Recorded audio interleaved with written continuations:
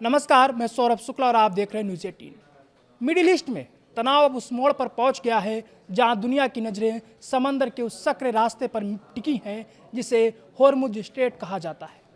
अमेरिकी राष्ट्रपति Donald Trump ने एक बार फिर दुनिया को चौंकाते हुए ऐलान कर दिया है कि अमेरिका होर्मुज की खाड़ी में अपने युद्धपोत तैनात करने जा रहा है। लेकिन इस बार ट्रंप अकेले नहीं चलना चाहते।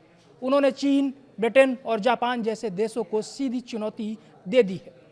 राष्ट्रपति ट्रंप ने अपने social media platform truth social पर एक के बाद एक कई बड़े दावे किए। ट्रंप ने कहा कि ईरान की योजना पूरे मिडिल ईस्ट पर कब्जा करने और इजराइल को मिटाने की थी, जिसे अब पूरी तरह ध्वस्त कर दिया गया है। ट्रंप के मुताबिक ईरान की सैन्य ताकत अब शून्य हो चुकी है, लेकिन खतरा अभी टला नहीं। ईरान अब भी ड्रोन, माइंस और क्लोज रेंज मिसाइलों के जरिए व्यापारिक जहाज़ों को निशाना बना सकता है। ट्रंप की इस अपील ने वैश्विक राजनीति में हलचल मचा दी है।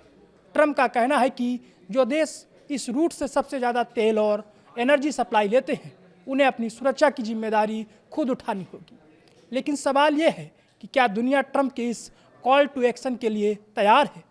अब बात करते हैं उन प्रतिक्रियाओं की जिन्होंने ट्रंप के उम्मीदों पर फिलहाल सस्पेंस बना दिया है। सबसे पहले बात चीन की। वाशिंगटन में चीनी दूतावास ने यह साफ नहीं किया कि वे अपने नेवल एसेट्स भेजेंगे या नहीं। चीन ने केवल इतना कहा कि सभी पक्षों को दुश्मनी खत्म करनी चाहिए और एनर्जी सप्लाई में रुकावट नहीं आनी चाहिए।